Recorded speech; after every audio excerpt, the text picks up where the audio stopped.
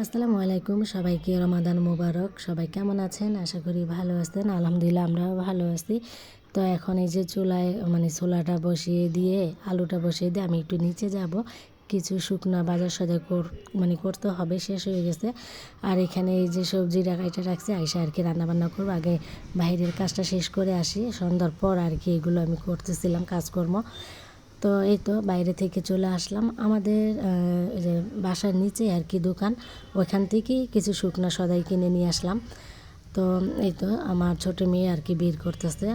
আর হচ্ছে আমাদের 3টা যে বিড়ালের বাচ্চা হয়েছে, বাচ্চাগুলো এত জ্বালায় যন্ত্রণা করে, শুধু এই যে ঝুড়িটার উপরে ওঠার জন্য খুব চেষ্টা করে। ওদেরকে একটু আমি দেখাচ্ছি আপনাদেরকে, দাঁড়ান। আগে বাজারগুলো একটু গুছিয়ে রাখি। তো এই যে বাজারগুলো নিয়ে আসছি, কি এখানে হচ্ছে হারপিক নিয়ে আসলাম, সার্ফ এক্সেল, ডাব সাবান, সরষের তেল, আর হচ্ছে এখানে আস্তা জিরা, এসবগুলো ভুষি, তারপর ধনিয়া ফাঁকি, তারপর হচ্ছে এই যে এখানে মরিচের ফাঁকি, ডিম নিয়ে আসলাম, আখের গুড় নিয়ে আসলাম, আর 1 কেজি মুড়ি নিয়ে আসছি। আর হচ্ছে এখানে এই যে বাচ্চাদের জন্য লুডুস নিয়ে আসলাম। তো কাল কাল থেকে রোজা রাখবে। আজকে বলতেছে আম্মু কাল থেকে রোজা রাখবো, আজকে আমরা সবাই ঘরে সবাই আর কি লুডুস খাবো। তো লুডুস নিয়ে আসলাম। আর এইখানে পেস্ট, এই আর কি। আর এই যে বললাম না, যে দেখেন বিড়ালের বাচ্চাগুলো কী করতেছে, ঝুড়িটা উপরে উঠে বসে থাকবে, উঠতে চায় কিন্তু বারবার তুনি নামায় ফেলে। আর এই জন্য ওরা বসে দেখতেছে কী করতেছে, এরকমই করে, বুঝছেন। ওরা তন্নির সাথে খেলা করে আর কি। আবার যখন তন্নি রান্নাঘরে যাবে, তার ওর সাথে সাথে রান্নাঘরে যায় কী যে দুষ্টামি করে, সেগুলো আমি আপনাদেরকে দেখাবো। তো এই তো তন্নি এগুলো গুছায় রাখতেছিল। এই যে দেখেন, বললাম না রান্নাঘরে, এই যে তন্নি আসলে এই দেখেন তন্নির সাথে বসে আছে বাটির উপরে, দেখছেন। এই বাটিতে রাখবো বেসন, ও যায় বসে আছে বাটিতে, এরকম করে আর কি। আর আমি আবার এই পাশে বসে মশলাগুলো বয়মে রাখতেছিলাম, গুছায় রাখতেছে। আর মেয়ে এই যে বেসনগুলো চাইলা দিতেছে। এই যে আমি এই মশলাগুলো বয়মে এভাবে রাখতেছি গুছায়া। আজকে সবাই ঘরে আর কি কাজকর্ম করতেছে, আমার সাথে আমার মেয়েরও আমার কাজে সাহায্য করে দিতেছে, বলতেছে আম্মু আজকে অনেক কাজ করতেছে, তুমি তোমার সাথে একটু একটু করি। আর এখানে এই যে রান্না বসায় যে রেখে গেছিলাম, তো আমার মেয়ে আবার দেখলো যে বুটগুলো হয়ে গেছে, যে চুলাটা অফ করে রাখছে, নাহলে তো পুড়ে যাইতো।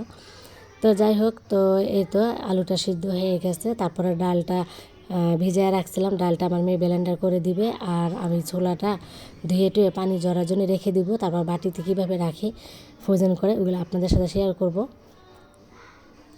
ভালোভাবে ধুয়ে নিতেছিলাম আমি। এই যে ধোয়ার পর এভাবে পানিটা আর কি পুরো পানিটা সুন্দর করে ঝরাই নিছি।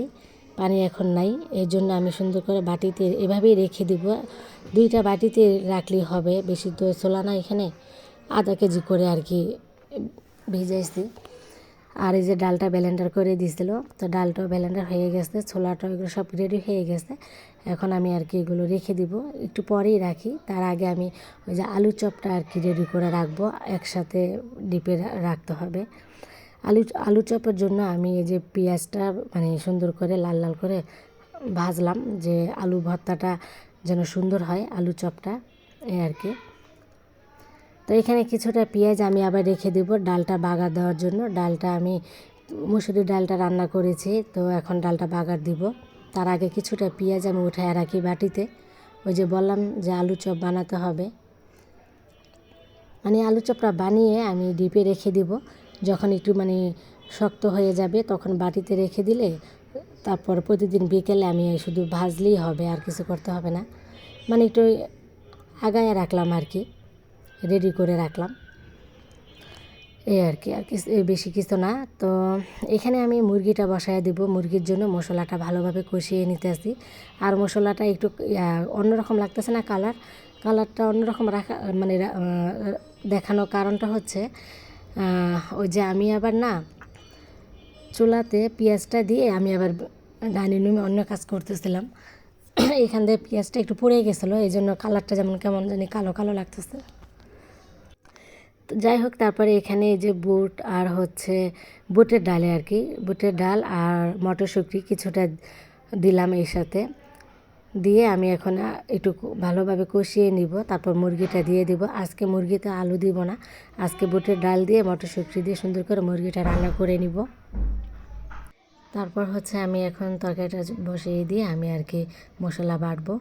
তো এই তো তরকারিটা কিন্তু ভালোভাবে কষিয়ে নিতেছিলাম, আর আমি জিরা বাইটা নিতেছিলাম। জিরা বাইটাই খাই আর কি, ব্লেন্ডার করি না, অল্প করে একটু জিরা আর কি বাটবো। তারপর হচ্ছে জিরা বাটা একটু তরকারিতে দিয়ে দিব। এই যে আমার জিরা কিন্তু বাটা হয়ে গেছে, আর অল্প একটু তরকারিতে দিব।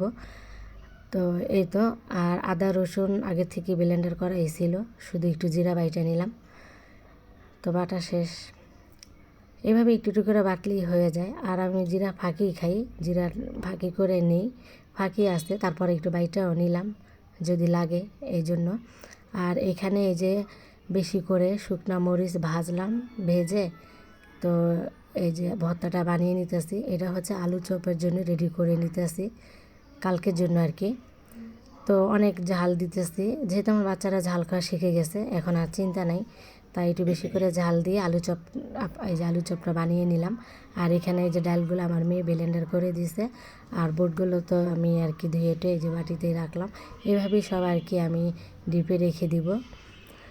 তো আগে থেকেই আর কি রেডি করে রাখতেছিলাম। আর এটা হলো সিয়ারি খাওয়ার সময় আমি অল্প একটু আর কি ভিডিও করলাম, আপনাদের সাথে শেয়ার করতেছিলাম। আর এটা তারপরের দিন বিকেলের ভিডিওটা। তো এই যে ইফতার বাস্তা ছিল আমার মেয়ে, আর আমি তো রাতে এগুলো সবই রেডি করে রাখছিলাম।